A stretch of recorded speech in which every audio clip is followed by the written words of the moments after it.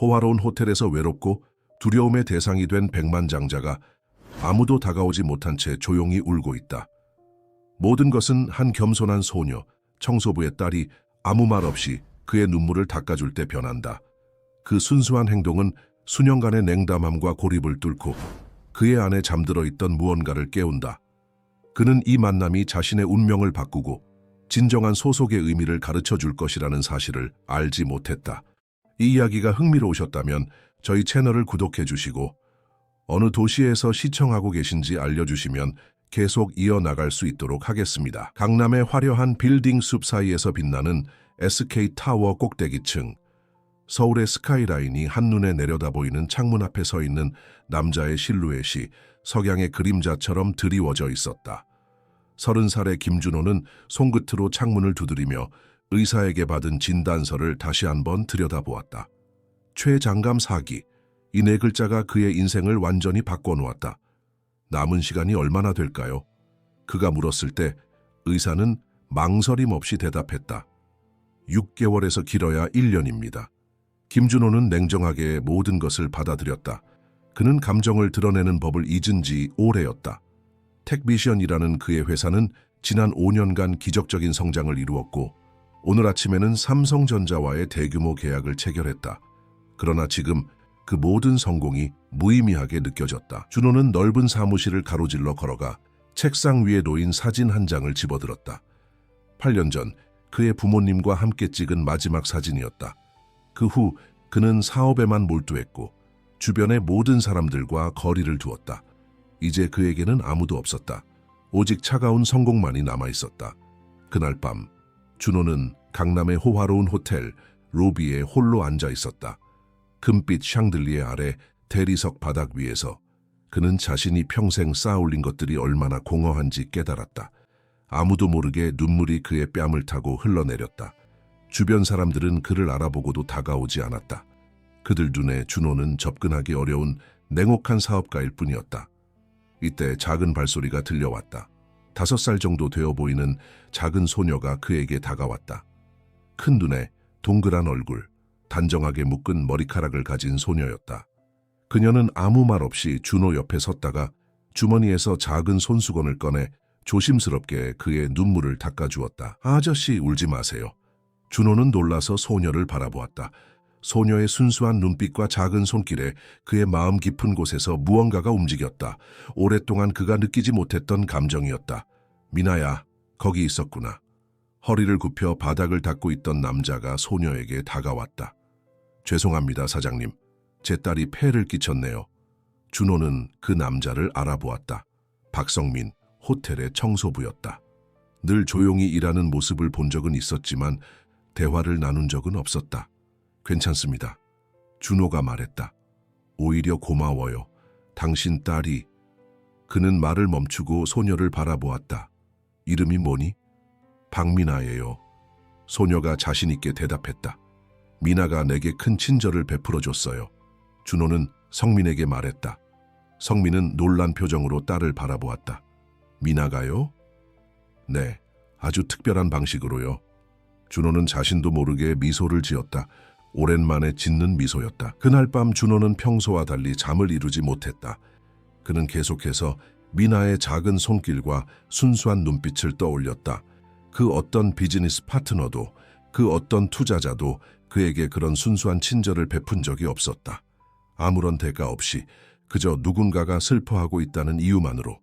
다음 날 아침 준호는 평소보다 일찍 호텔 로비로 내려갔다.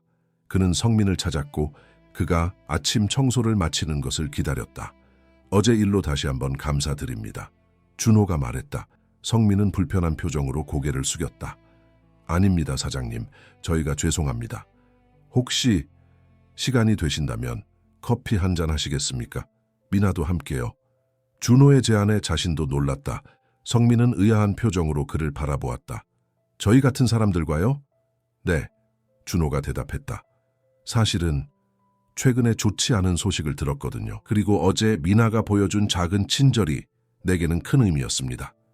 성민은 잠시 생각하더니 고개를 끄덕였다. 오늘 제 교대가 끝나는 오후 3시에 미나를 데리러 유치원에 가는데 괜찮으시다면 완벽합니다. 준호가 대답했다. 그날 오후 준호는 평생 처음으로 비즈니스 미팅을 취소했다. 그는 호텔 근처의 작은 카페에서 성민과 미나를 기다렸다. 항상 최고급 레스토랑에서만 식사하던 그에게는 낯선 공간이었지만 이상하게도 편안함을 느꼈다. 성민과 미나가 도착했을 때 미나는 준호를 보자마자 환하게 웃었다. 아저씨, 오늘은 안 울어요? 준호는 웃음을 터뜨렸다. 응, 오늘은 안 울어. 미나 덕분이야. 그들은 함께 차를 마시며 이야기를 나누었다. 성민은 3년 전 아내를 잃고 홀로 미나를 키우고 있었다. 그는 원래 회사원이었지만 미나와 더 많은 시간을 보내기 위해 밤 근무가 가능한 청소부 일을 선택했다고 했다. 아빠는 슈퍼히어로예요. 미나가 자랑스럽게 말했다. 낮에는 저랑 놀아주고 밤에는 일해요. 성민은 부끄러운 듯 웃었다. 그냥 평범한 아빠일 뿐이야, 미나야. 준호는 그들의 이야기를 들으며 깊은 생각에 잠겼다. 자신이 가진 모든 부와 성공에도 불구하고 이 부녀가 가진 것, 진정한 행복과 따뜻함이 그에게는 없었다. 평생 쌓아온 냉정한 벽이 조금씩 무너지는 것을 느꼈다. 주말에 혹시 시간 되세요? 준호가 조심스럽게 물었다. 제가 미나를 놀이공원에 데려가도 될까요? 성민은 놀란 표정으로 그를 바라보았다. 잠시 침묵이 흘렀다. 괜찮아요. 실례했습니다. 준호가 서둘러 말했다. 아니요. 성민이 천천히 대답했다. 그냥 의외였을 뿐입니다. 좋습니다. 미나도 좋아할 거예요. 미나는 기쁨에 펄쩍 뛰었다. 야호! 놀이공원 아저씨 정말 고마워요. 그렇게 김준호의 삶에 작은 변화가 시작되었다. 그는 처음으로 자신의 일정표에 비즈니스 미팅이 아닌 미나와 놀이공원이라고 적었다. 그리고 오랜만에 내일이 기다려졌다. 미나의 작은 손길이 그의 얼어붙은 마음에 봄을 가져왔다. 그날 밤 준호는 주치의에게 전화를 걸었다. 모든 치료법을 시도해보고 싶습니다. 제가 할 수 있는 모든 것을요. 그의 목소리에는 오랜만에 생기가 돌았다. 이제 그에게는 살아야 할 이유가 생겼다. 토요일 아침 준호는 평소보다 일찍 일어났다. 그는 어제 밤새 잠을 설쳤다. 놀이공원에 가는 것은 그의 인생에서 처음이었다. 어린 시절 그의 부모님은 항상 바빴고 그에게 공부만을 강요했다. 놀이공원은 시간 낭비라고 여겨졌다. 하지만 오늘 그는 미나를 위해 완벽한 하루를 만들고 싶었다. 준호는 평소의 정장 대신 캐주얼한 청바지와 티셔츠를 입었다. 거울 속 낯선 자신의 모습에 잠시 멈춰 서서 바라보았다. 이것이 진짜 김준호의 모습일까? 그는 스스로에게 물었다. 약속 시간보다 30분 일찍 준호는 성민과 미나가 사는 망원동의 작은 아파트 앞에 도착했다. 그곳은 강남의 그의 펜트하우스와는 완전히 다른 세계였다. 좁은 골목길, 오래된 건물들. 그러나 이상하게도 이곳에서 그는 따뜻함을 느꼈다. 아저씨! 건물 입구에서 뛰어나오는 미나의 목소리가 들렸다. 그녀는 분홍색 원피스를 입고 작은 가방을 메고 있었다. 준호는 그녀를 보자 자연스럽게 미소 지었다. 미나야, 오늘 정말 예쁘네. 준호가 말했다. 미나는 방긋 웃었다. 아저씨도 멋있어요. 양복 안 입으니까 더 좋아요. 성민이 뒤따라 나왔다. 그 역시 평소의 작업복이 아닌 편안한 차림이었다. 기다리셨나요? 미나가 아침부터 너무 들떠서 준비하는데 시간이 좀 걸렸습니다. 아니에요. 방금 도착했어요. 준호가 말했다. 그는 자신의 검은색 고급 세단을 가리켰다. 제 차로 가도 괜찮을까요? 셋은 롯데월드로 향했다. 차 안에서 미나는 끊임없이 질문했다. 아저씨는 롯데월드 가봤어요? 제일 좋아하는 놀이기구가 뭐예요? 무서운 거 타도 안 울어요. 준호는 솔직하게 대답했다. 사실 나 롯데월드 한 번도 안 가봤어. 미나는 눈을 크게 뜨고 놀란 표정을 지었다. 진짜요? 어떻게 한 번도 안 가봤어요? 준호 씨는 바쁜 사람이니까. 성민이 설명하려 했지만 준호가 말을 끊었다. 그냥 재미있는 것들을 잊고 살았던 것 같아. 준호의 목소리에는 쓸쓸함이 묻어났다. 미나는 잠시 생각하더니 결심한 듯 말했다. 괜찮아요, 아저씨. 제가 다 알려드릴게요. 제가 롯데월드 전문가거든요. 롯데월드에 도착하자 미나는 신이 나서 여기저기 뛰어다녔다. 준호는 그녀의 순수한 기쁨에 감탄했다. 미나는 약속대로 가이드가 되어 준호의 손을 잡고 놀이기구로 이끌었다. 이건 회전목마예요. 무섭지 않아서 처음 타기 좋아요. 미나가 설명했다. 준호는 어색하게 회전목마에 올랐다. 비즈니스 거물인 김준호가 작은 말 위에 앉아있는 모습은 분명 우스꽝스러웠지만 그는 전혀 부끄럽지 않았다. 오히려 미나의 웃음소리를 들으며 가슴이 따뜻해졌다. 그들은 하나둘씩 놀이기구를 탔다. 처음에는 어린이용 놀이기구부터 시작해서 점점 더 스릴 넘치는 것들로 나아갔다. 준호는 자신도 모르게 소리를 지르며 웃고 있었다. 오랫동안 잊고 있었던 감정들이 되살아났다. 점심시간이 되자 그들은 푸드코트에 앉았다. 성민은 음식을 사오겠다며 자리를 비웠고 준호와 미나는 둘만 남았다. 아저씨, 정말 재미있어요? 미나가 물었다. 준호는 진심으로 대답했다. 응, 정말 재미있어. 평생 잊지 못할 하루야. 미나는 갑자기 진지한 표정을 지었다. 아저씨, 왜 그날 울었어요? 준호는 잠시 말을 잃었다. 이 어린 소녀에게 어떻게 설명해야 할까? 아저씨가 약간 아파서 그리고 조금 외로워서 그랬어.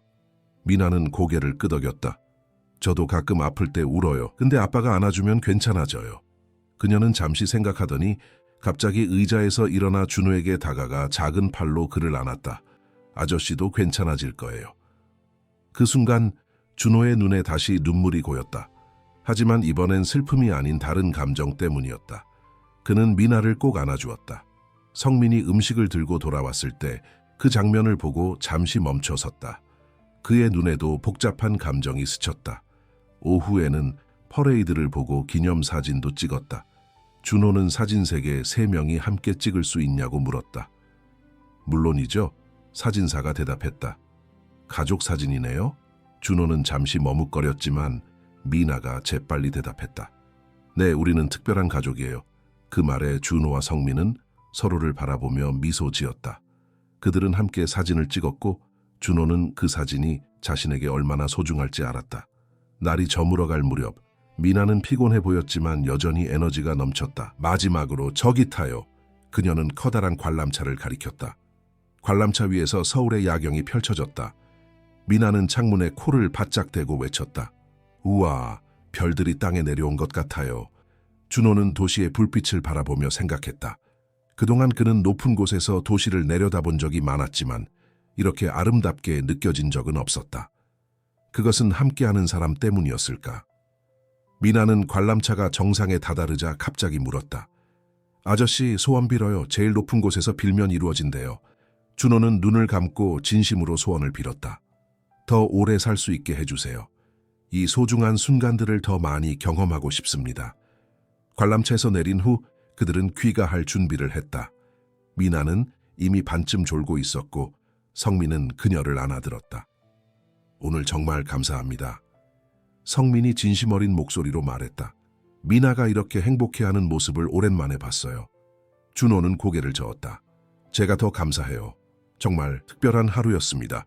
그는 성민과 미나를 집까지 데려다 주었다. 잠든 미나를 안고 성민이 문 앞에 서자 준호는 조심스럽게 물었다. 다음 주에도 시간 되실까요? 제가 좋은 어린이 영화가 개봉한다고 들었는데. 성민은 잠시 생각하더니 미소를 지었다. 물론이죠. 미나도 좋아할 거예요. 그리고 준호는 망설이다가 말을 이었다. 혹시 제 상황에 대해 이야기할 수 있을까요? 누구에게도 말하지 못한 일이 있어서요. 성민의 표정이 진지해졌다. 네, 언제든지요.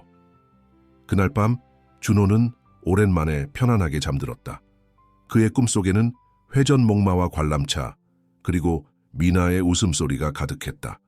다음 날 아침 준호는 사무실에 출근했다. 모든 것이 똑같았지만 그는 달라져 있었다. 비서가 놀란 표정으로 그를 바라보았다. 사장님 괜찮으세요? 어제 연락이 안 돼서. 준호는 미소 지었다. 응, 어제는 인생에서 가장 중요한 약속이 있었어. 그의 책상 위에는 전날 찍은 사진이 놓여 있었다. 미나와 성민 그리고 자신이 함께 웃고 있는 모습. 준호는 그 사진을 바라보며 결심했다. 남은 시간이 얼마든지 그는 이제 진정으로 살아갈 것이다. 그때 그의 사무실 문이 열리고 그의 사촌 김태우가 들어왔다. 태우는 준호의 회사에서 부사장으로 일하고 있었지만 늘 준호의 그림자에 가려 있었다. 준호야, 어제 어디 있었어? 삼성과의 후속 미팅이 있었잖아. 내가 대신 참석했지만 태우는 준호의 책상 위 사진을 보고 말을 멈췄다. 이게 뭐야? 그냥 새 친구들이야. 준호가 대답했다. 태우는 의아한 표정으로 사진을 집어들었다. 이 사람 호텔 청소부 아냐? 너 갑자기 왜 이런 사람들이랑 어울려? 준호는 태우의 손에서 사진을 부드럽게 빼앗았다. 그들은 나에게 중요한 사람들이야. 이제 나가줄래? 해야 할 일이 있어. 태우는 불만스러운 표정으로 사무실을 나갔다. 문이 닫히자마자 준호의 전화가 울렸다. 병원이었다. 김준호 씨, 새로운 치료법에 대해 상담드리고 싶습니다. 오늘 오후에 시간 되시나요? 준호는 캘린더를 확인했다. 중요한 투자자와의 미팅이 있었지만 그는 망설임 없이 대답했다. 네, 갈 수 있습니다. 이제 그의 우선순위는 달라져 있었다. 그는 더 오래 살기 위해 미나와 성민과 더 많은 시간을 보내기 위해 모든 것을 할 준비가 되어 있었다. 병원 대기실에서 준호는 초조하게 다리를 떨고 있었다. 의사가 말했던 새로운 치료법이 무엇일지 궁금했다. 그는 희망을 품고 싶었지만 동시에 실망할 준비도 하고 있었다. 김준호 씨, 간호사가 그의 이름을 불렀다. 박정현 선생님께서 기다리고 계십니다. 진료실에 들어서자 박정현 의사가 미소를 지으며 그를 맞이했다. 앉으세요, 준호 씨. 좋은 소식이 있습니다. 준호는 긴장된 표정으로 자리에 앉았다. 미국에서 새로운 임상시험이 시작되었습니다. 당신의 경우와 비슷한 환자들을 대상으로 하는 치료법인데 초기 결과가 매우 유망해요. 준호의 눈이 빛났다. 그게 무슨 뜻인가요? 완치를 보장할 수는 없지만 생존 기간을 상당히 연장할 가능성이 있습니다. 몇몇 환자들은 5년 이상 생존하고 있어요. 5년, 준호에게는 영원과도 같은 시간이었다. 어떻게 하면 되죠? 그가 즉시 물었다. 문제는 이 임상시험이 현재 미국에서만 진행 중이라는 겁니다. 서울대병원과 협력하여 한국 환자들도 참여할 수 있도록 노력하고 있지만 시간이 걸릴 거예요. 준호는 단호하게 말했다. 기다릴 시간이 없습니다. 제가 직접 미국으로 갈게요. 의사는 잠시 생각하더니 고개를 끄덕였다. 그것도 방법이겠네요. 제가 보스턴의 담당 의사에게 연락해 볼게요. 하지만 알아두셔야 할 것이 있습니다. 치료 과정이 쉽지 않을 거예요. 강한 부작용이 있고 장기간 미국에 체류해야 할 수도 있습니다. 준호는 이미 결심한 듯했다. 괜찮습니다. 제 회사는 원격으로도 관리할 수 있어요. 중요한 건 시간입니다. 병원을 나온 준호는 차 안에 앉아 깊은 생각에 잠겼다. 미국으로 간다면 미나와 성민을 만날 수 없게 된다. 이제 막 그들과 가까워지기 시작했는데 하지만 치료를 받지 않는다면 그들과 함께할 시간은 더욱 짧아질 것이다. 그날 저녁 준호는 성민에게 전화를 걸었다. 혹시 오늘 밤에 시간 되세요? 이야기하고 싶은 게 있어서요. 2시간 후 그들은 한강공원의 벤치에 나란히 앉아 있었다. 미나는 집에서 할아버지와 함께 있었다. 밤하늘에는 별이 빛나고 한강에는 도시의 불빛이 반사되어 아름다운 풍경을 만들어냈다. 무슨 일인지 물어봐도 될까요? 성민이 조심스럽게 물었다. 준호는 깊은 숨을 들이쉬고 시작했다. 사실 제가 아픕니다. 췌장감 사기예요. 성민의 얼굴이 창백해졌다. 세상에 정말 죄송합니다. 언제부터? 1달 전에 알았어요. 처음에는 6개월에서 1년이라고 했지만 오늘 새로운 치료법에 대해 알게 되었습니다. 문제는 그 치료를 받으려면 미국으로 가야 한다는 거죠. 미국이요? 네. 아마 몇 개월, 어쩌면 그 이상 머물러야 할 수도 있어요. 준호가 말했다. 솔직히 가고 싶지 않아요. 미나와 당신을 만나면서 처음으로 제 인생의 의미를 느꼈거든요. 하지만 성민은 그의 말을 끊었다. 당연히 가셔야죠. 미나도 그렇게 말할 거예요. 우리는 여기서 기다리고 있을게요. 준호는 감동받아 말했다. 정말 감사합니다. 그리고 이건 좀 이상한 부탁일 수도 있지만 제가 없는 동안 연락을 계속할 수 있을까요? 미나와 영상통화도 하고. 물론이죠. 성민이 미소 지었다. 미나는 당신을 많이 그리워할 거예요. 저도요. 그들은 한동안 침묵 속에 앉아 있었다. 준호는 이 순간을 마음에 새기고 싶었다. 성민 씨는 정말 대단한 아버지예요. 준호가 진심으로 말했다. 미나는 정말 행운하죠. 성민은 쓸쓸하게 웃었다. 최선을 다할 뿐이에요. 아내가 없는 지금 미나에게 부모 역할을 다 해주고 싶은데 쉽지 않아요. 어떻게 돌아가셨나요?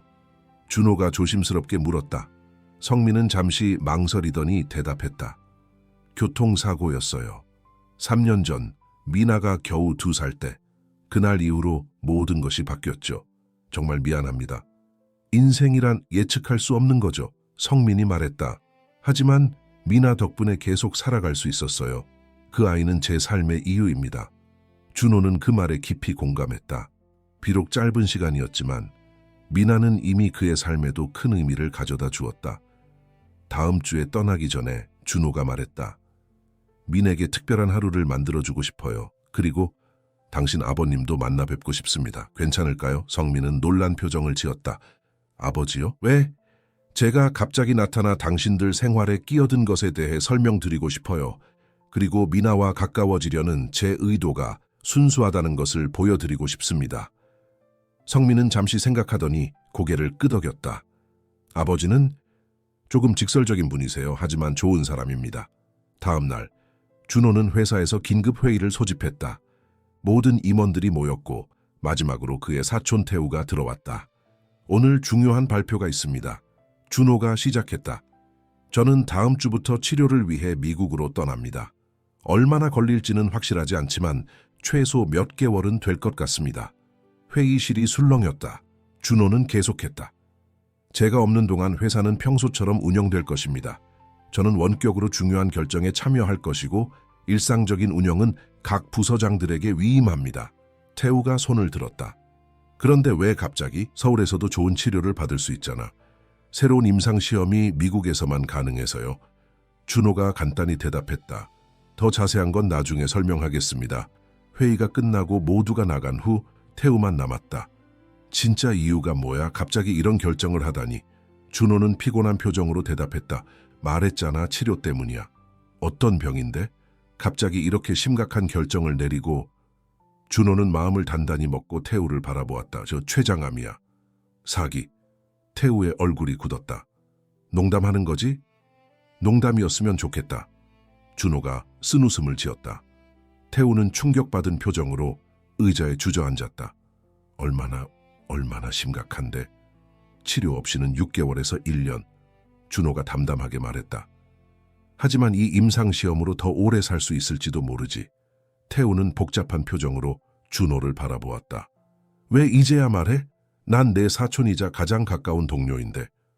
준호는 솔직하게 대답했다. 말할 준비가 되지 않았어.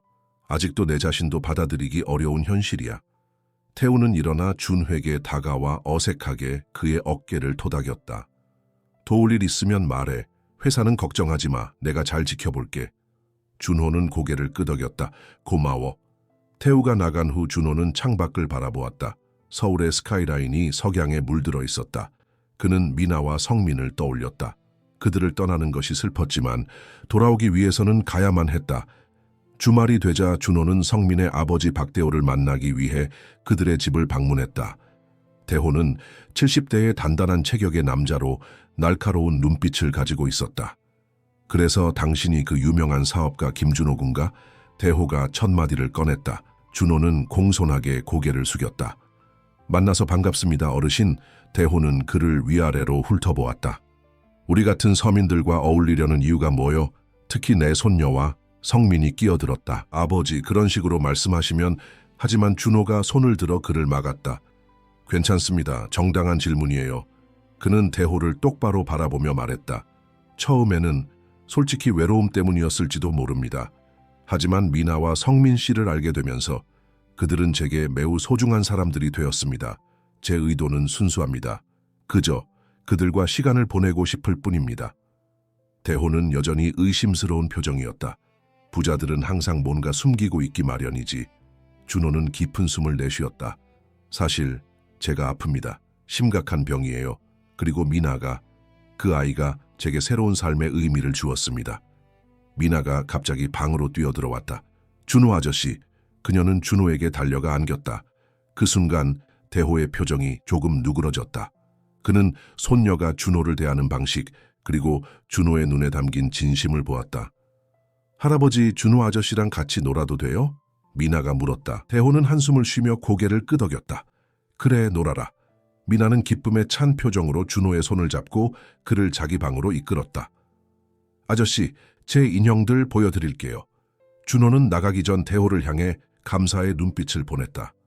대호는 여전히 경계하는 눈빛이었지만 미세하게 고개를 끄덕였다. 미나의 방은 작았지만 따뜻했다. 벽에는 그녀가 직접 그린 그림들이 붙어 있었고 바닥에는 인형들이 가지런히 놓여 있었다. 준호는 그 작은 공간에서 이상한 평화를 느꼈다. 이건 미나예요. 미나가 분홍색 토끼 인형을 들어 보였다. 이건 아빠, 이건 할아버지.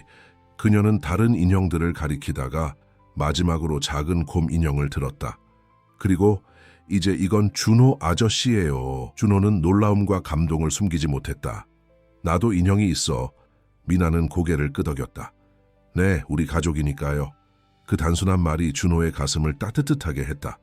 그는 곰 인형을 받아들고 조심스럽게 만졌다. 고마워, 미나야. 정말 특별한 선물이네. 미나는 갑자기 진지한 표정을 지었다. 아저씨, 아빠가 말했어요. 아저씨가 아파서 멀리 가야 한대요. 준호는 깜짝 놀랐다. 성민이 미나에게 그의 상황을 어떻게 설명했는지 궁금했다. 응, 그래. 나 좀 아파서 치료받으러 가야 해. 언제 돌아와요? 미나의 눈에는 걱정이 가득했다. 준호는 정직하게 대답하고 싶었지만 동시에 그녀를 슬프게 하고 싶지 않았다. 정확히는 모르겠어. 하지만 최대한 빨리 돌아올게. 그리고 매일 영상통화로 얼굴 볼 수 있어. 미나는 잠시 생각하더니 갑자기 일어나 책장으로 갔다. 그녀는 작은 노트를 꺼내 준호에게 건넸다. 이거 가져가세요. 제가 그린 그림들이에요. 아저씨가 외롭지 않게. 준호는 노트를 받아들고 페이지를 넘겼다. 그곳에는 미나가 그린 순진한 그림들이 가득했다. 꽃, 나비, 자신의 가족, 그리고 마지막 페이지에는 준호로 보이는 사람과 미나가 손을 잡고 있는 그림이 있었다. 미나야, 준호의 목소리가 떨렸다. 이건 정말 고마워. 미나는 미소 지었다. 빨리 나와서 돌아오세요. 약속해요? 준호는 미나의 작은 손을 잡았다. 약속할게. 그리고 돌아와서 우리 더 많은 추억을 만들자. 그들은 잠시 더 놀다가 저녁 식사 시간이 되었다. 대호가 준비한 식사는 소박했지만 정성이 가득했다. 네 사람은 작은 식탁에 둘러 앉았다. 준호 씨, 들었습니다. 미국으로 치료받으러 간다고요. 대호가 말했다. 준호는 고개를 끄덕였다. 네, 다음 주에 출발합니다. 얼마나 심각한 병인가요? 대호가 직설적으로 물었다. 성민이 끼어들었다. 아버지, 식사 중에. 하지만 준호는 괜찮다는 듯 손을 들었다. 췌장암 4기입니다. 전통적인 치료로는 시간이 얼마 남지 않았지만 미국의 새로운 임상시험이 희망을 주고 있어요. 대호는 잠시 침묵했다가 진지하게 말했다. 제가 젊었을 때 저도 큰 병을 앓은 적이 있습니다. 의사들은 3개월을 넘기지 못할 거라고 했죠. 하지만 보세요. 30년이 지났습니다. 준호는 놀란 표정으로 대호를 바라보았다. 중요한 건 의학적 예후가 아니라 살고자 하는 의지입니다. 대호가 계속했다. 그리고 살아야 할 이유가 있다면 그 의지는 더 강해지죠. 미나가 순진하게 물었다. 할아버지, 아저씨도 나을 수 있어요. 대호는 손녀를 향해 부드러운 미소를 지었다. 그럼 물론이지. 특히 네가 응원해준다면. 식사가 끝나고 미나가 잠자리에 들 시간이 되었다. 준호는 그녀에게 작별 인사를 했다. 내일 또 볼 수 있어요? 미나가 물었다. 준호는 미소 지었다. 물론이지. 내일은 특별한 곳에 데려갈게. 미나가 잠든 후 세 남자는 거실에 앉았다. 대호는 소주병을 꺼내 세 잔을 채웠다. 보통은 손님에게 이런 질문을 하지 않지만 대호가 말했다. 당신의 의도가 궁금합니다. 왜 우리 가족과 이렇게 가까워지려 하나요? 준호는 솔직하게 대답했다. 처음에는 정말 외로웠습니다. 제 주변에는 항상 사람들이 있었지만 진정한 인간관계는 없었어요. 그런데 미나가 그 아이의 순수한 친절이 저를 변화시켰습니다. 그리고 성민 씨와 이야기하면서 진정한 가치가 무엇인지 깨닫기 시작했죠. 대호는 준호를 뚫어지게 바라보았다. 우리는 당신 같은 부자들을 많이 봐왔습니다. 대부분 자신의 이익만 생각하죠. 저도 그런 사람이었습니다. 준호가 인정했다. 하지만 이제는 달라지고 싶어요. 남은 시간이 얼마나 될지 모르지만 의미 있게 살고 싶습니다. 대호는 잠시 생각하더니 소주잔을 들었다. 자, 건배합시다. 당신의 건강과 빠른 회복을 위해 셋은 잔을 부딪혔고 그 순간 준호는 이 소박한 가정에서 자신이 평생 찾아왔던 소속감을 느꼈다. 다음 날 준호는 약속대로 미나와 성민을 특별한 곳으로 데려갔다. 그곳은 서울 외곽의 작은 농장이었다. 여기가 어디예요? 미나가 호기심 어린 눈으로 물었다. 준호는 미소 지었다. 내가 어렸을 때 유일하게 행복했던 곳이야. 내 할머니가 살던 곳이지. 농장은 오래되었지만 잘 관리되어 있었다. 꽃밭, 작은 연못, 그리고 다양한 과일 나무들이 있었다. 여기 주인이 누구죠? 성민이 물었다. 나야. 준호가 대답했다. 할머니가 돌아가신 후에도 이곳을 팔지 않았어. 가끔 와서 생각을 정리하곤 했지. 그들은 농장을 둘러보았다. 미나는 연못에서 물고기를 보며 즐거워했고 준호는 그녀에게 과일 나무에 대해 설명해 주었다. 성민은 그 모습을 바라보며 미소 지었다. 점심시간 준호는 준비해온 도시락을 꺼냈다. 내가 직접 만든 건 아니고 도와주는 분이 준비해 주셨어. 그들은 큰 나무 아래 돗자리를 펴고 앉았다. 미나는 행복한 표정으로 음식을 먹었다. 준호 씨, 성민이 조용히 말했다. 정말 좋은 곳이네요. 이런 곳을 보여주셔서 감사해요. 준호는 고개를 끄덕였다. 사실 이곳에 대해 당신들에게 이야기하고 싶은 이유가 있어요. 성민은 궁금한 표정으로 준호를 바라보았다. 내가 미국에 있는 동안 당신들이 이곳을 자유롭게 사용했으면 해요. 주말에 오셔서 미나와 시간을 보내도 좋고. 성민은 놀란 표정을 감추지 못했다. 그건 너무 과분한 제안입니다. 아니에요. 준호가 말했다. 이곳은 오랫동안 비어 있었어요. 생기를 되찾을 시간이에요. 미나가 여기서 뛰어노는 모습을 상상하면 할머니도 행복해 하실 것 같아요. 미나가 갑자기 물었다. 아저씨, 할머니는 어디 계세요? 준호는 부드럽게 대답했다. 이 하늘나라에 계셔. 하지만 틀림없이 너를 보고 미소 짓고 계실 거야. 오후에는 준호가 민에게 작은 정원 가꾸는 법을 가르쳐 주었다. 그들은 함께 씨앗을 심었다. 이게 자라면 뭐가 될까요? 미나가 물었다. 해바라기야. 준호가 대답했다. 키가 크고 항상 태양을 바라보는 꽃이지. 우와, 저보다 커질 거예요. 준호는 웃었다. 그럼 훨씬 커질 거야. 내가 돌아오면 함께 볼 수 있을 거야. 그 말에 미나의 얼굴이 밝아졌다. 약속해요? 꼭 돌아와서 같이 볼 거예요? 약속할게. 준호는 진심을 담아 대답했다. 그날 저녁 집으로 돌아가는 차 안에서 미나는 피곤해 지쳐 잠들었다. 성민과 준호는 조용히 대화를 나눴다. 내일 미국으로 떠나시는 거죠? 성민이 물었다. 준호는 고개를 끄덕였다. 네, 아침 비행기로요.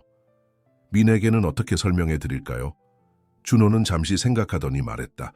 정직하게 말해주세요. 제가 아파서 치료받으러 가는 거고 빨리 돌아올 거라고요. 그리고 매일 영상통화로 연락할 거라고요.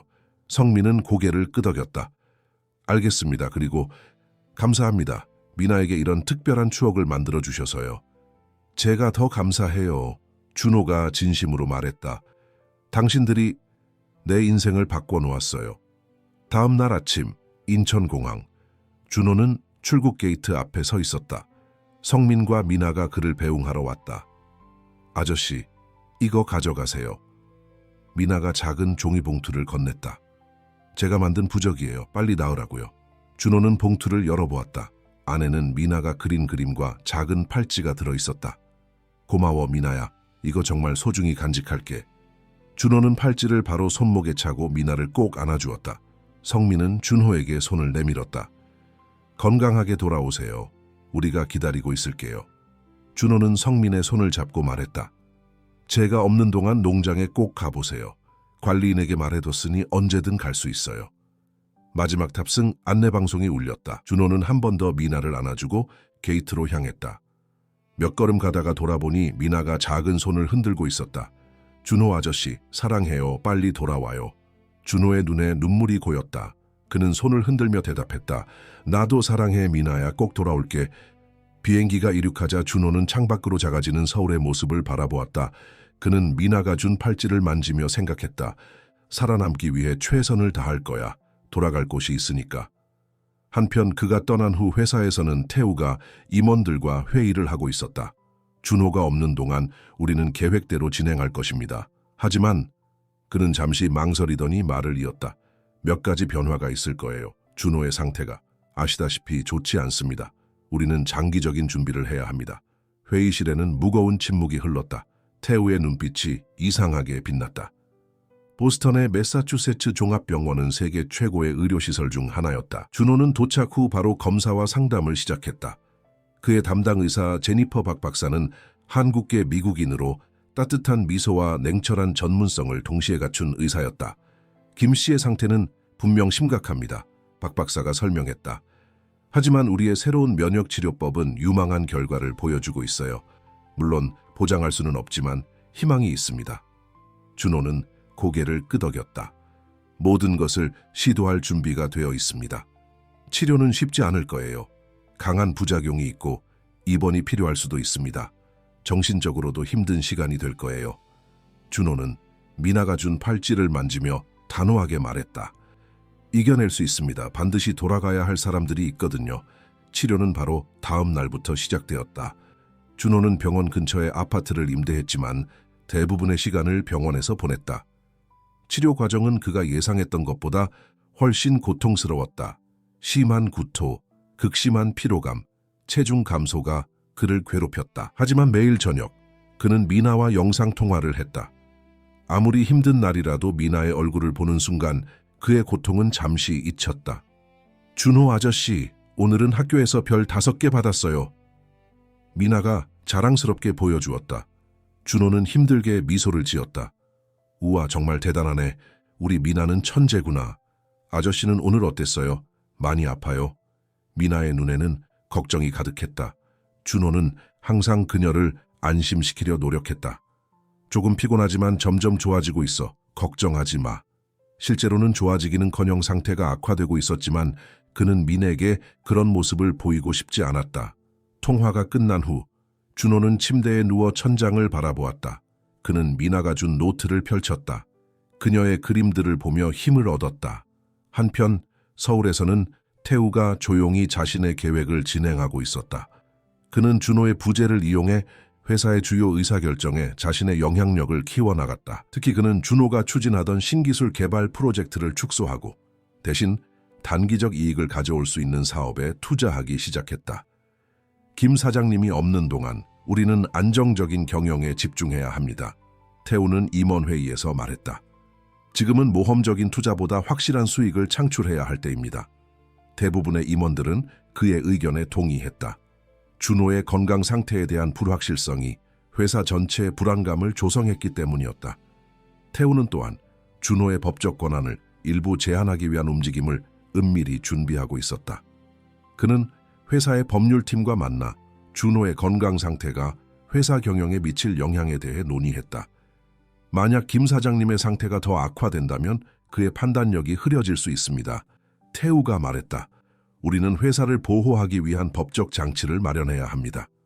이런 태우의 행동은 순전히 회사를 위한 것처럼 보였지만 그의 진짜 의도는 다른 곳에 있었다. 같은 시간 성민과 미나는 준호가 알려준 농장을 방문했다. 관리인 이영호는 그들을 반갑게 맞이했다. 김 사장님께서 말씀하셨습니다. 언제든지 오셔서 편하게 지내시라고요. 미나는 신이 나서 농장을 뛰어다녔다. 아빠, 여기 정말 좋아요. 준호 아저씨가 심은 해바라기도 봐야 해요. 성민은 딸의 행복한 모습을 보며 미소 지었다. 그는 이 농장이 민에게 특별한 장소가 될 것임을 느꼈다. 그들은 주말을 농장에서 보냈다.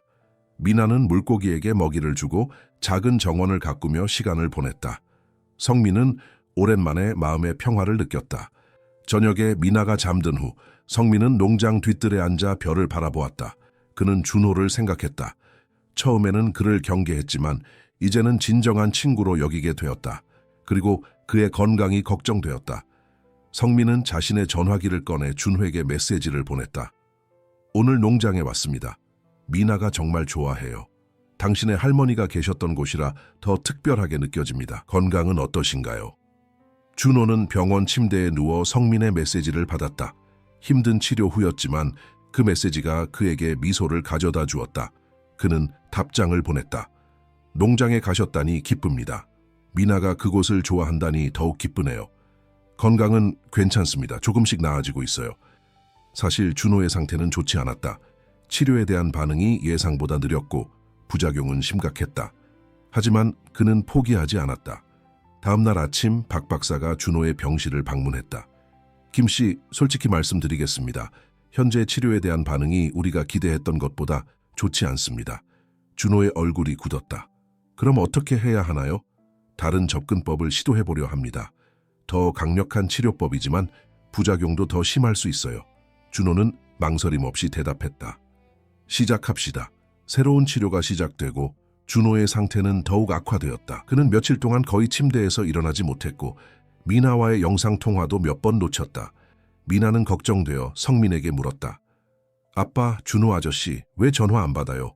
많이 아픈가요? 성민은 딸을 안아주며 대답했다.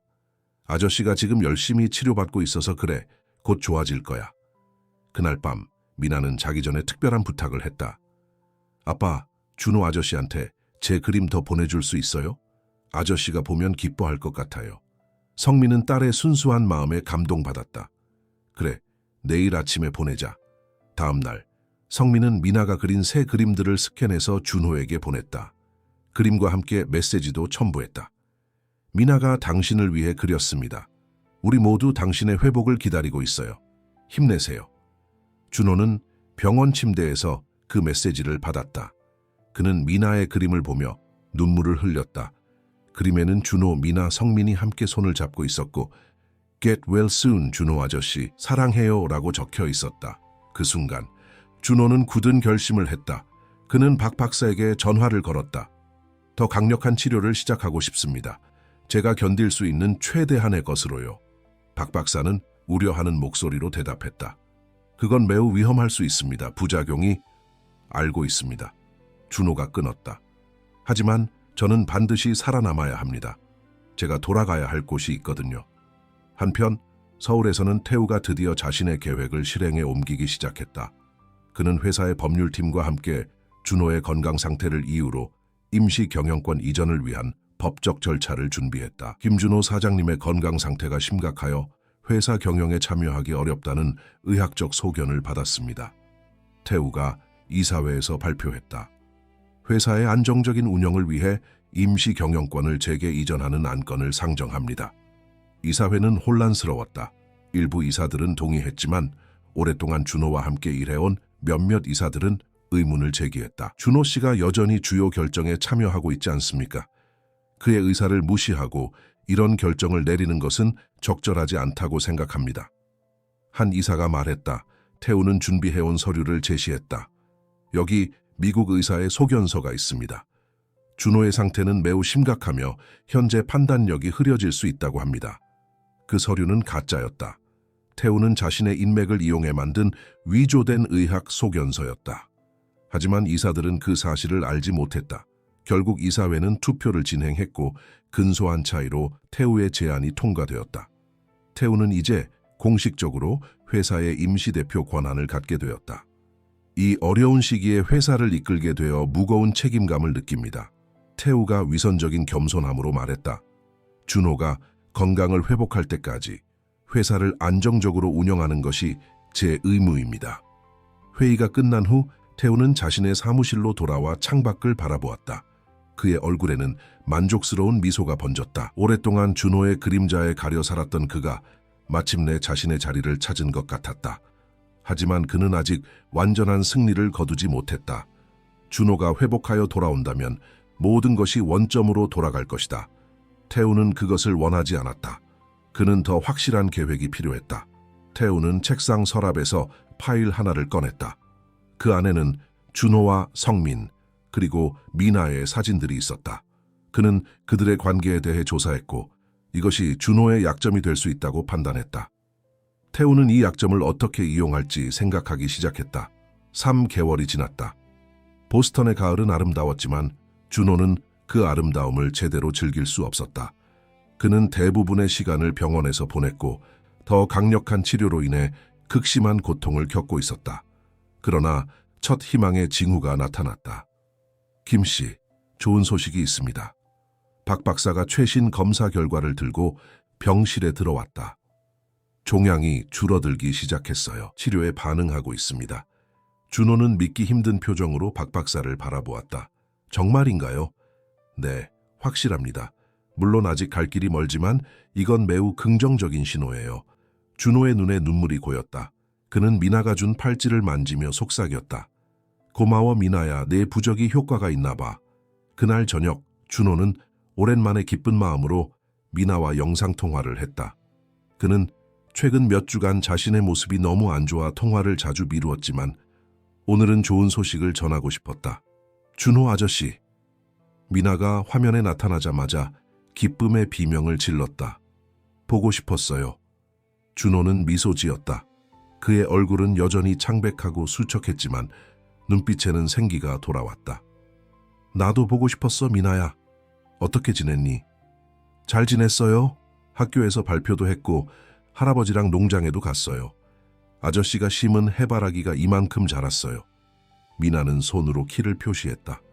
우와, 정말 크구나. 내가 돌아가면 꼭 같이 보자. 언제 돌아와요? 미나의 목소리에는 기대감이 담겨 있었다. 준호는 조심스럽게 대답했다.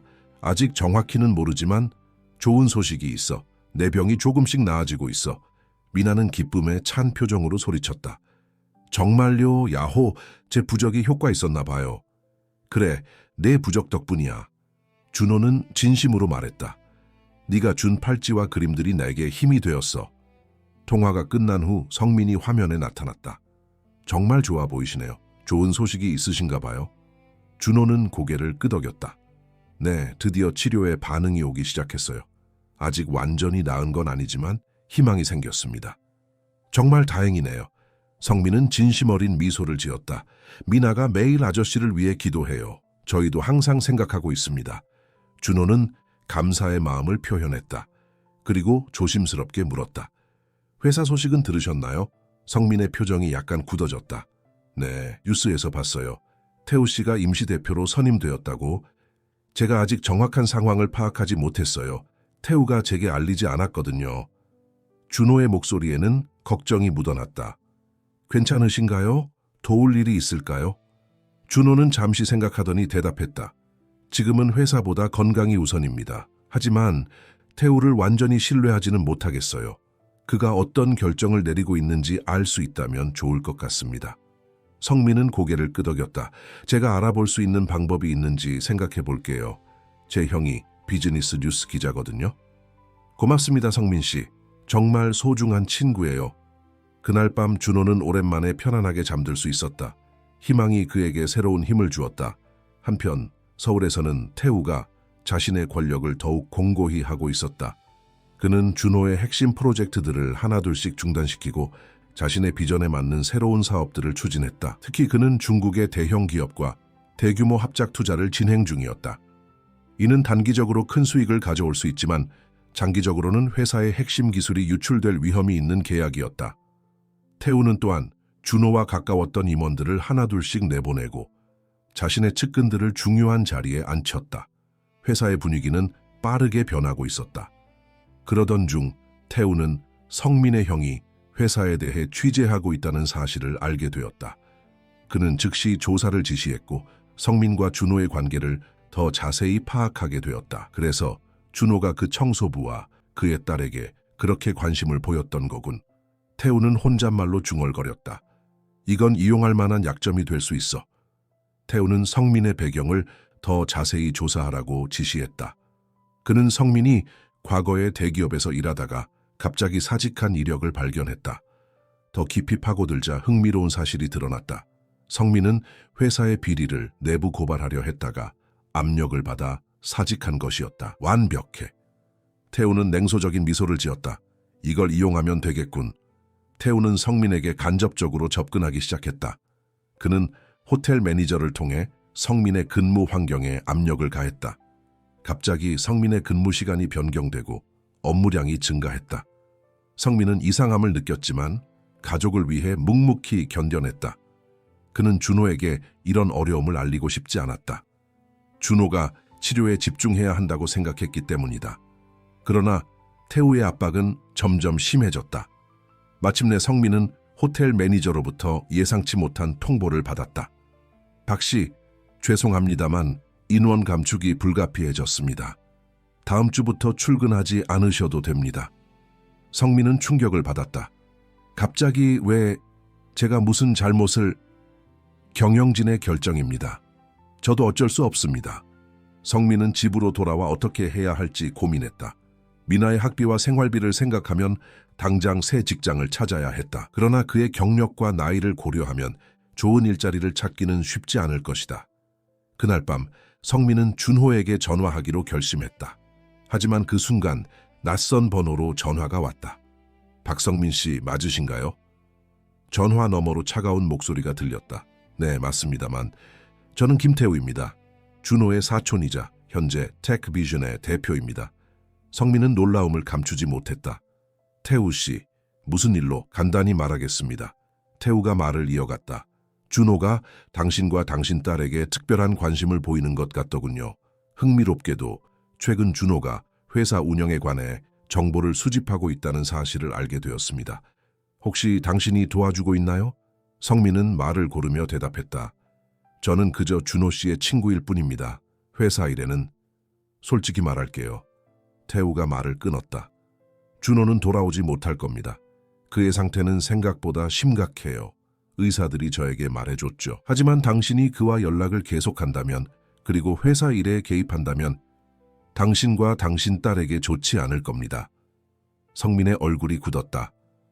그게 무슨 의미인가요? 당신의 과거를 조사했습니다. 내부 고발자로서의 이력이 흥미롭더군요. 당신이 다시 직장을 구하는 게 얼마나 어려울지 생각해 보셨나요? 특히 미나의 학교에서도 문제가 생긴다면. 성민은 분노와 두려움을 동시에 느꼈다. 당신 제 미나를 위협하는 건가요? 위협이라니요? 그저 현실을 말해주는 겁니다. 선택은 당신의 몫이에요. 준호와 거리를 두고 회사 일에 관심을 끊으세요. 그러면 저는 당신이 더 좋은 직장을 찾도록 도울 수도 있습니다. 어떤가요? 통화가 끝난 후 성민은 오랫동안 멍하니 앉아 있었다. 그는 준호와의 우정을 소중히 여겼지만 미나의 안전과 미래가 더 중요했다. 그는 어떤 선택을 해야 할지 고민했다. 다음 날 보스턴에서는 준호가 긍정적인 치료 결과를 계속해서 받고 있었다. 그의 상태는 천천히 나아지고 있었고 박 박사는 조심스럽게 낙관적인 전망을 내놓았다. 이대로 진행된다면 3개월 후에는 한국으로 돌아가 추가 치료를 받을 수 있을 것 같습니다. 준호는 기쁨에 찬 표정으로 박 박사의 손을 잡았다. 정말 감사합니다, 선생님. 그날 저녁, 준호는 평소처럼 미나와 영상통화를 하려 했지만 성민으로부터 짧은 메시지만 받았다. 오늘은 미나가 좀 아파서 일찍 재웠습니다. 내일 통화하시죠. 준호는 약간 실망했지만 이해했다. 그러나 다음 날도 그 다음 날도 비슷한 메시지가 왔다. 준호는 점점 불안해졌다. 마침내 그는 성민에게 직접 전화를 걸었다. 전화는 연결되었지만 성민의 목소리는 이상하게 냉랭했다. 성민 씨, 무슨 일 있나요? 미나는 괜찮은가요? 네, 괜찮습니다. 성민이 짧게 대답했다. 그런데 왜 통화를 피하는 것 같은 느낌이 드나요? 잠시 침묵이 흘렀다. 그리고 성민이 말했다. 준호 씨, 솔직히 말하겠습니다. 우리 당분간 연락을 줄이는 게 좋을 것 같습니다. 준호는 충격을 받았다. 무슨 일이 있었나요? 제가 뭔가 잘못했나요? 아닙니다. 그저 미나가 당신과 너무 가까워지는 것이 걱정됩니다. 당신의 상태가 불확실하잖아요. 만약 당신이... 성민은 말을 끝맺지 못했다. 준호는 가슴이 아팠다. 제가 떠날까봐 두려우신 건가요? 하지만 지금 치료가 잘 되고 있어요. 의사도 긍정적인 전망을... 미안합니다. 성민이 말을 끊었다. 이게 우리 모두를 위한 최선의 결정입니다. 당신은 치료에 집중하세요. 그리고 행복하길 바랍니다. 전화가 끊겼다. 준호는 믿을 수 없다는 표정으로 전화기를 바라보았다. 무슨 일이 일어난 걸까? 왜 갑자기 성민이 이런 태도를 보이는 걸까? 준호는 혼란스러웠지만 한 가지는 확실했다. 뭔가 잘못되었다. 그리고 그는 그 이유를 알아내야만 했다. 준호는 며칠 동안 성민에게 계속 연락을 시도했지만 대부분 부재중 전화로 남거나 짧은 문자만 돌아왔다. 그는 점점 더 불안해졌다. 무언가 심각한 일이 벌어지고 있다는 직감이 들었다. 김 씨, 괜찮으세요? 박 박사가 병실에 들어오며 물었다. 표정이 안 좋아 보여요. 준호는 한숨을 쉬었다. 한국에 있는 친구들과 연락이 잘 안 되네요. 특히 제게 매우 중요한 사람들이요. 박 박사는 이해하는 표정으로 고개를 끄덕였다. 걱정되시겠네요. 하지만 지금은 치료에 집중하셔야 해요. 스트레스는 회복에 좋지 않습니다. 알고 있어요. 하지만 준호는 잠시 생각하더니 결심한 듯 말했다. 한국에 가야 할 것 같습니다. 박 박사는 놀란 표정을 지었다. 지금요? 그건 매우 위험할 수 있어요. 치료가 중단되면 얼마나 위험한가요? 준호가 직설적으로 물었다. 박 박사는 솔직하게 대답했다. 지금 치료를 중단하면 암이 다시 공격적으로 성장할 수 있습니다. 지금까지의 진전이 모두 무효가 될 위험이 있어요. 준호는 깊은 생각에 잠겼다. 그는 미나와 성민이 위험에 처했다는 확신이 있었다. 특히 태우가 관련되어 있다면 더욱 그럴 것이다. 하지만 동시에 그는 살아야만 그들을 도울 수 있다. 일주일만 시간을 주세요. 준호가 마침내 말했다. 일주일 동안 한국에 다녀오겠습니다. 그리고 바로 돌아와 치료를 계속하겠습니다. 박 박사는 우려하는 표정이었지만 준호의 결심을 바꿀 수 없다는 것을 알았다. 일주일이라 최소한의 치료를 유지하기 위한 약을 처방해 드리겠습니다. 하지만 정말 위험한 결정이에요. 알고 있습니다. 하지만 제가 지금 가지 않으면 나중에 후회할 것 같습니다. 다음 날 준호는 한국행 비행기에 올랐다. 그는 아직 완전히 회복되지 않은 상태였고 비행 내내 극심한 피로감을 느꼈다. 하지만 그의 마음은 단단했다.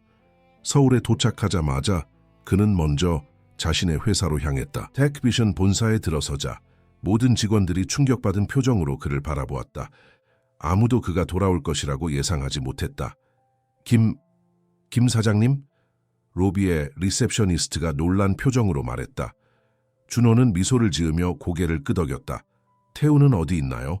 이사회가 진행 중입니다. 7층 회의실에서요. 준호는 엘리베이터를 타고 7층으로 올라갔다. 그의 갑작스러운 등장이 어떤 반응을 불러일으킬지 궁금했다. 회의실 문 앞에 서서 그는 잠시 심호흡을 했다. 그리고 문을 열었다.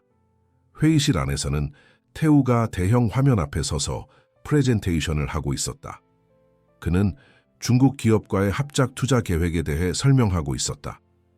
이 계약으로 우리는 단기적으로 큰 수익을 얻을 수 있을 뿐만 아니라 문이 열리자 태우는 말을 멈추고 돌아보았다. 그의 얼굴이 창백해졌다. 준호? 준호는 천천히 회의실로 들어왔다. 모든 이사들이 놀란 표정으로 그를 바라보았다. 안녕하세요, 여러분. 준호가 차분하게 말했다. 제가 없는 동안 회사를 잘 운영해 주셔서 감사합니다. 하지만 지금 당장 중단해야 할 결정들이 있는 것 같군요. 태우는 빠르게 침착함을 되찾았다.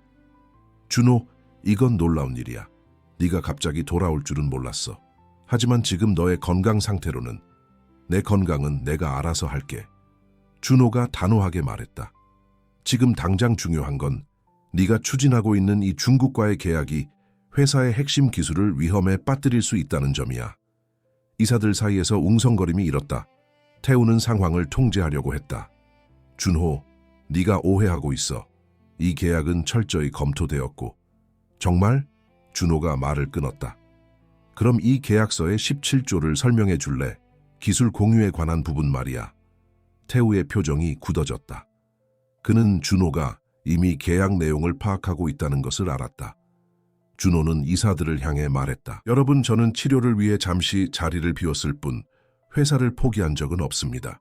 제가 없는 동안 태우가 저의 비전과 맞지 않는 결정들을 내리고 있었다는 사실을 알게 되었습니다.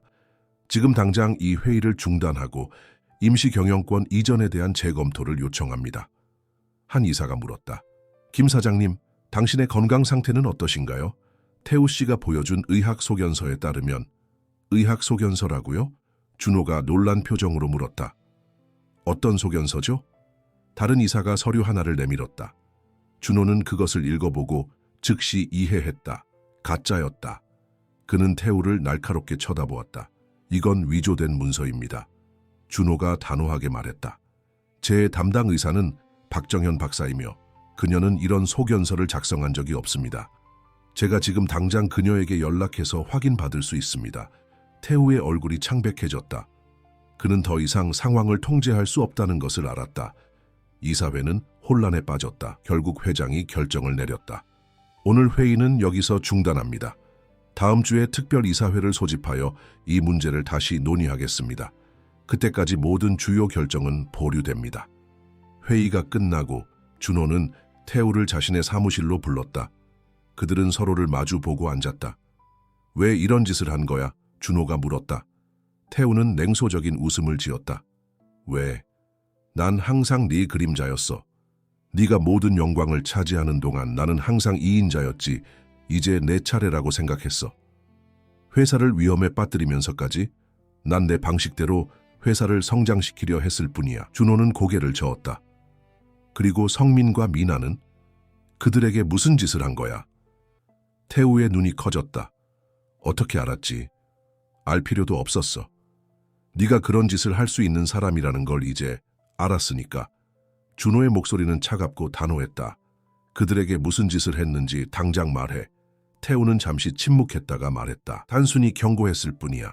그들이 너와 거리를 두는 게 모두에게 좋을 거라고. 경고? 어떤 식으로? 성민이 일자리를 잃었지. 그리고 미나의 학교 생활에 문제가 생길 수 있다고 암시했어. 준호의 눈에 분노가 번쩍였다. 넌 정말 어떻게 아이를 위협할 수 있어? 비즈니스야, 준호. 감정적으로 구는 건 너야. 준호는 깊은 숨을 들이쉬고 차분하게 말했다. 이제 모든 게 끝났어, 태우. 넌 더 이상 이 회사에 있을 자리가 없어. 그렇게 쉽게 날 내보낼 수 없어. 난 이사회의 지지를 받고 있어. 정말 그럴까? 네가 위조 문서를 사용했다는 사실이 알려지면 어떻게 될지 생각해봐. 태우의 표정이 굳어졌다. 넌 증명할 수 없어. 박 박사가 이미 진짜 의학 소견서를 이메일로 보내왔어. 네가 제시한 문서와는 완전히 달라. 준호가 말했다.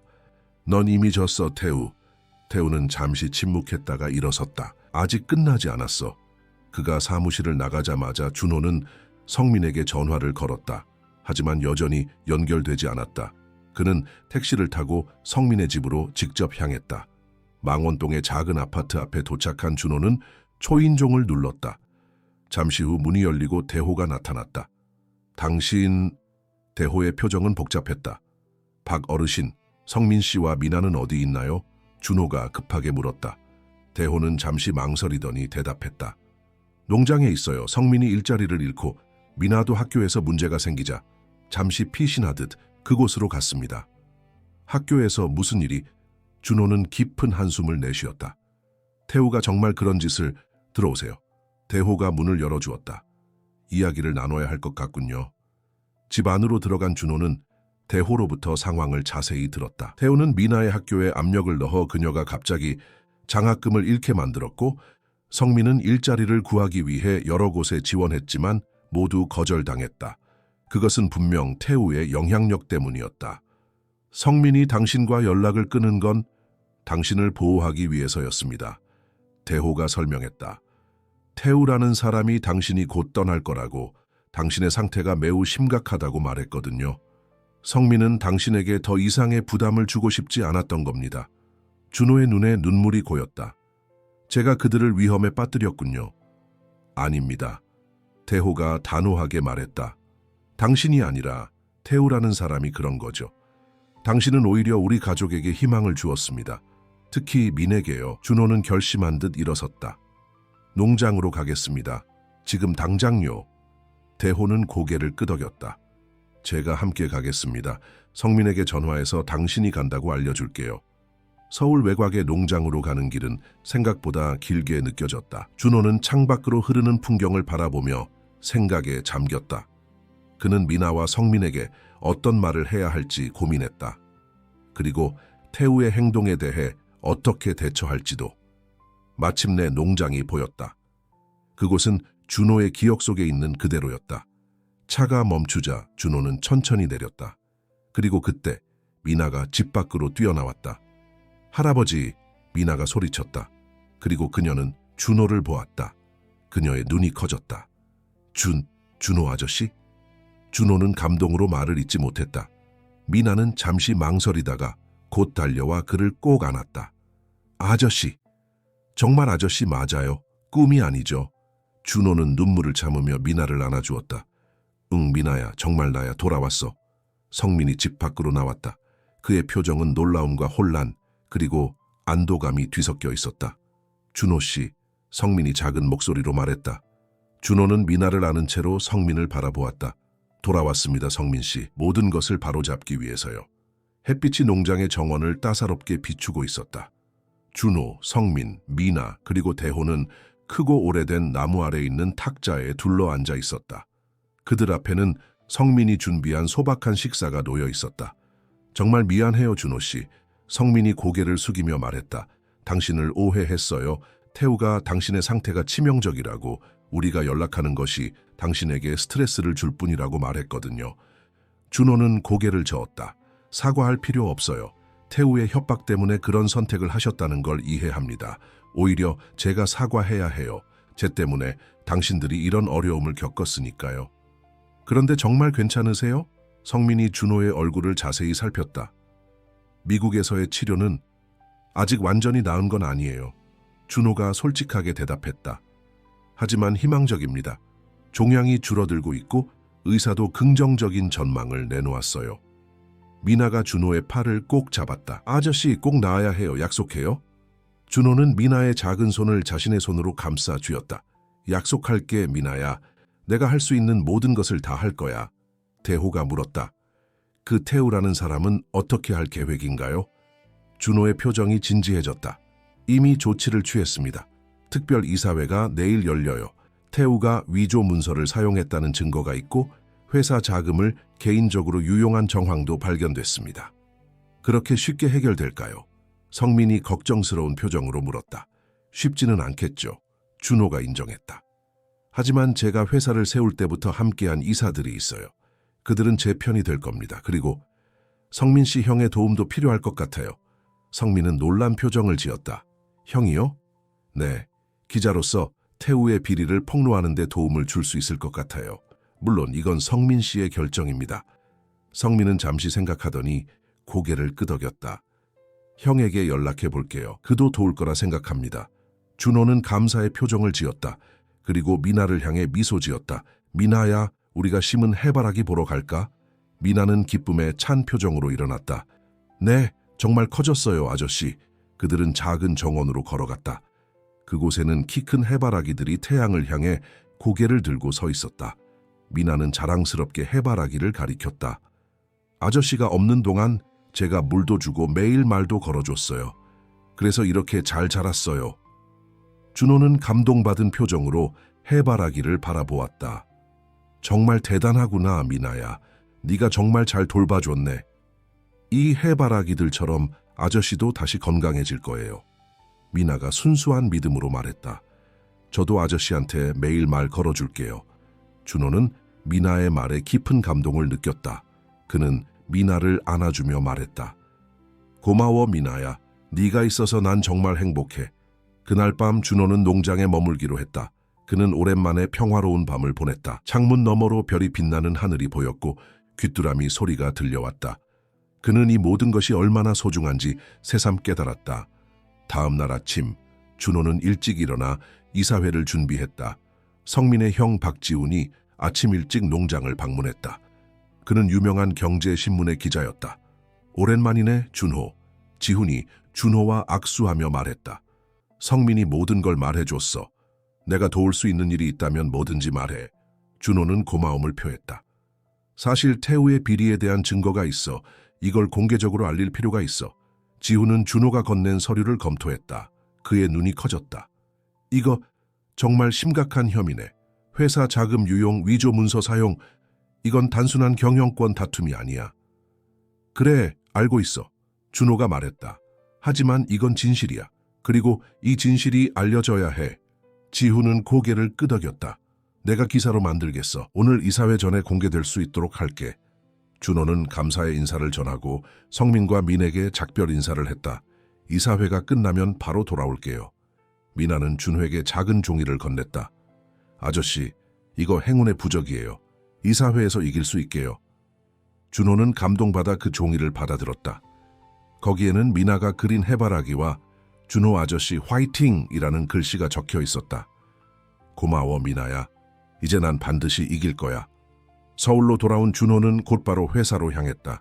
특별 이사회가 열리기 전 그는 자신의 사무실에서 마지막 준비를 하고 있었다. 그때 비서가 급하게 들어왔다. 사장님, 큰일 났습니다. 태우 부사장님이. 무슨 일이죠? 준호가 걱정스럽게 물었다. 방금 경제신문에 태우 부사장의 비리에 관한 기사가 실렸습니다. 그리고 태우 부사장이 회사를 떠났습니다. 짐을 모두 챙겨 나갔어요. 준호는 놀랐지만 한편으로는 예상했던 일이었다. 태우는 자신의 행동이 공개되면 법적 책임을 질 수 있다는 것을 알았을 것이다.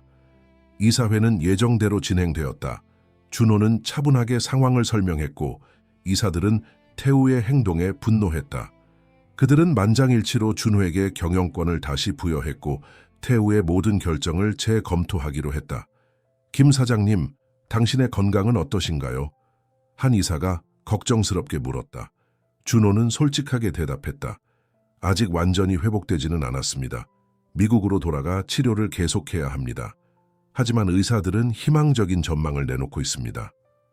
얼마나 오래 미국에 계실 예정인가요? 3개월 정도요.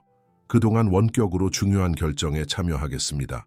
그리고 제가 믿을 수 있는 임원들에게 일상적인 운영을 맡기려 합니다. 이사회는 준호의 제안을 수락했다. 그들은 준호의 회복을 진심으로 기원했다. 회의가 끝난 후 준호는 곧바로 농장으로 돌아갔다. 그는 성민, 미나, 대회에게 좋은 소식을 전했다. 태우는 도망쳤지만 곧 법적 책임을 지게 될 거예요. 그리고 회사는 다시 안정을 찾았습니다. 성민은 안도의 한숨을 내쉬었다. 정말 다행이네요. 그런데 이제 어떻게 하실 건가요? 준호는 미나를 바라보며 미소 지었다. 내일 미국으로 돌아가서 치료를 계속해야 해요. 하지만 3개월 후에는 완전히 돌아올 거예요. 미나의 눈에 눈물이 고였다. 또 가야 해요? 준호는 미나의 머리를 쓰다듬었다. 응, 잠시만 갔다 올게. 하지만 이번엔 매일 영상통화할 거야, 약속해.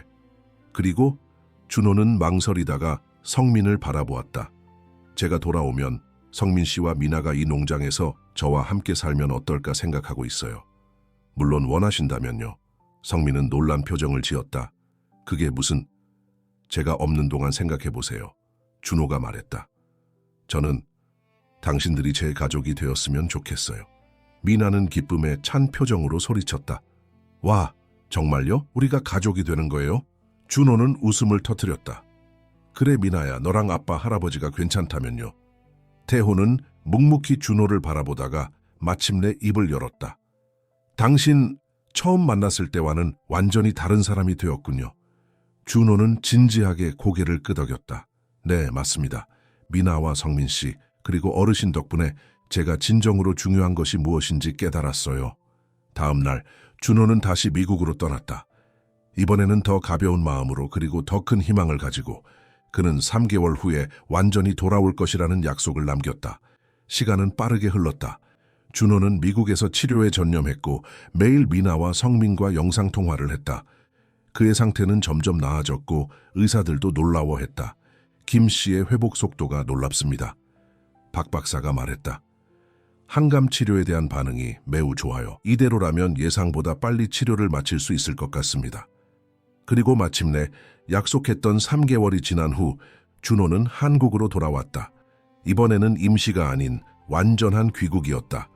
인천공항에는 성민, 미나, 대호가 그를 기다리고 있었다. 미나는 준호를 보자마자 달려와 안겼다. 준호 아저씨, 정말 오래 기다렸어요.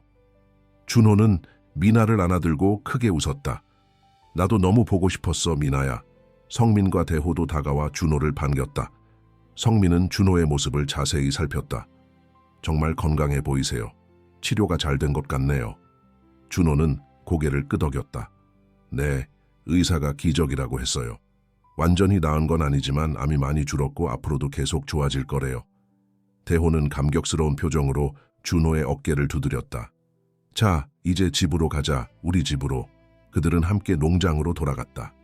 그곳은 이제 그들 모두의 집이 되었다. 준호는 회사 일을 계속하면서도 가족과 함께할 시간을 항상 우선시했다.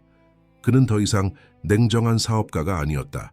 그는 이제 따뜻한 가족의 일원이었다.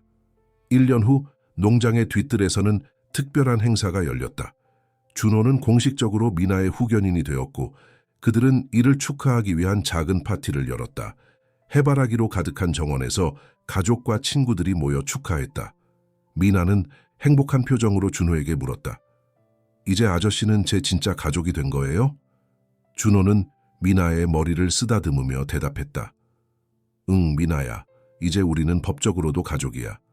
하지만 사실 우리는 처음 만났을 때부터 이미 마음으로 가족이었던 것 같아.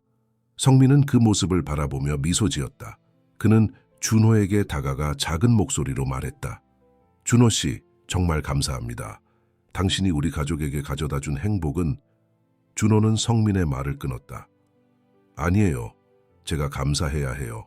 당신들이 제 인생을 바꿔놓았으니까요. 미나가 그날 제 눈물을 닦아주지 않았다면 저는 여전히 차갑고 외로운 사람으로 살았을 거예요. 그들은 서로를 바라보며 미소 지었다. 그리고 미나가 해바라기 화관을 들고 달려왔다. 아저씨, 이거 써보세요. 제가 직접 만들었어요. 준호는 기쁘게 화관을 받아 머리에 썼다. 모두가 웃음을 터뜨렸다.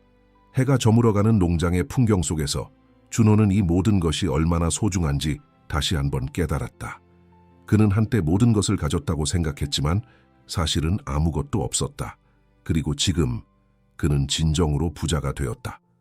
돈이 아닌 사랑으로. 미나의 작은 손이 준호의 얼굴에 남긴 온기는 그의 얼어붙은 마음을 녹여 새로운 삶을 선물했다. 그리고 그 삶 속에서 준호는 마침내 진정한 행복을 찾았다.